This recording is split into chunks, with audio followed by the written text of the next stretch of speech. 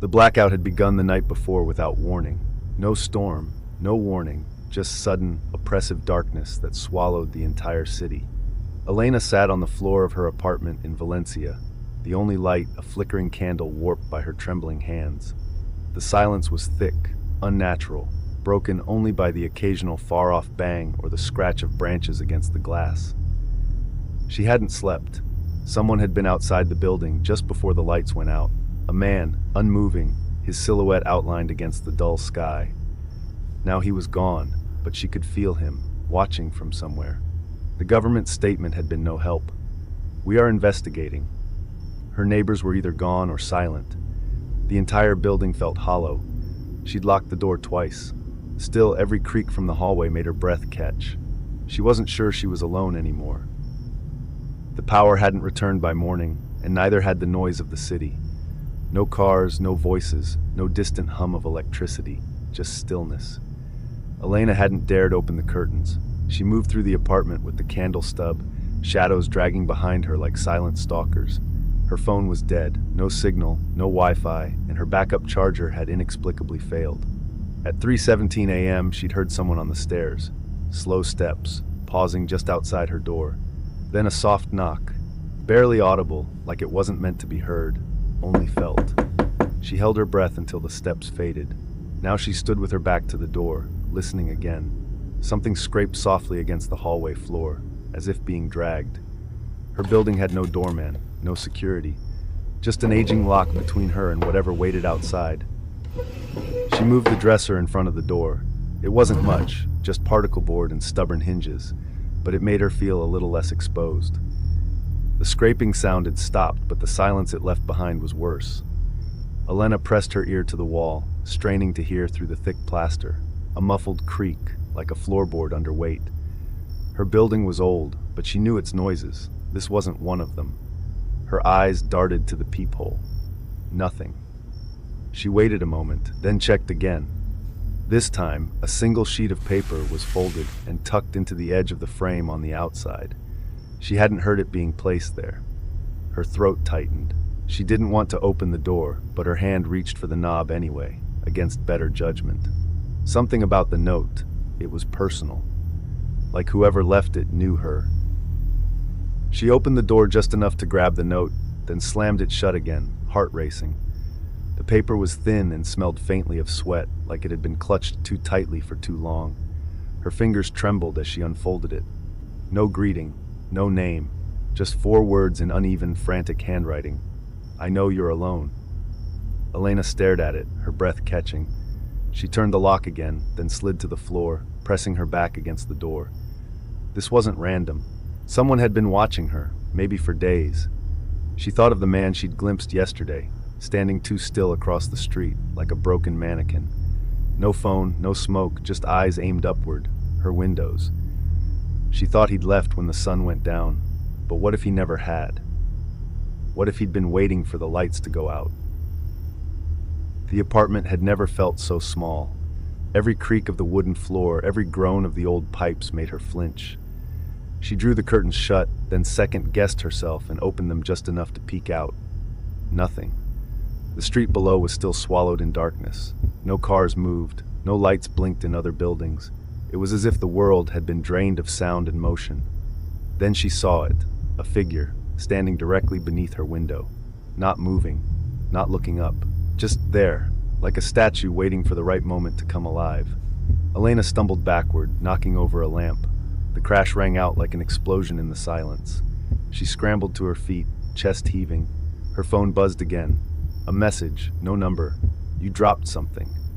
Her blood ran cold. She hadn't dropped anything, unless he meant the note. Her fingers trembled as she picked up the phone again, rereading the message. She hadn't been outside. She hadn't dropped anything. But the note, that note from yesterday, the one she thought was junk mail, crumpled near the trash, was now gone. Her breath hitched. She hadn't moved it. Slowly, she approached the door and pressed her ear against it. Silence. Then faintly, the sound of breathing. Someone was on the other side. Not pacing, not knocking, just standing, as if listening to her the same way. She backed away, heart hammering in her chest, and grabbed the kitchen knife she'd laid on the counter earlier. Her hands were slick with sweat. The power was still out. No cell signal. No neighbors checking in. Elena was alone. Or no, worse, she wasn't alone. Not anymore. The doorknob shifted with a slow, deliberate rattle. Elena froze mid-step, the knife clutched tight in her hand. He wasn't trying to knock, he was trying to enter. She darted into the living room, crouched low behind the couch, every muscle screaming with tension. The blackout wrapped around her like a noose. No lights, no noise from the street, only that metallic sound of the handle moving again. She couldn't scream. What if he had a key? Had she locked the top deadbolt? Her mind scrambled for details. She reached for her phone again, hoping for a signal. Still nothing. Just a dead screen and a creeping feeling that this wasn't a break-in. It was a hunt. She had no idea who he was, but he knew her. He'd watched her. He had waited for the power to go out. Now he was ready. She froze, too afraid to breathe. The door wasn't locked. She cursed herself under her breath, inching forward, the knife trembling in her hand. Another knock, not louder but closer, as if the sound was pressing through the walls. Her apartment had never felt so small. She reached the door and gently twisted the lock into place. The click echoed too loudly. Silence followed, thicker than before.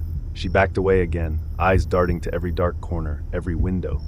Outside, the city was a black void. No lights, no sirens, no help. She looked through the peephole. Nothing. Just darkness. But she knew he was there. She could feel him, just on the other side. The silence wasn't peace. It was pressure, coiling tighter. She considered calling someone again, but her phone still flashed no service. And then, an unmistakable sound.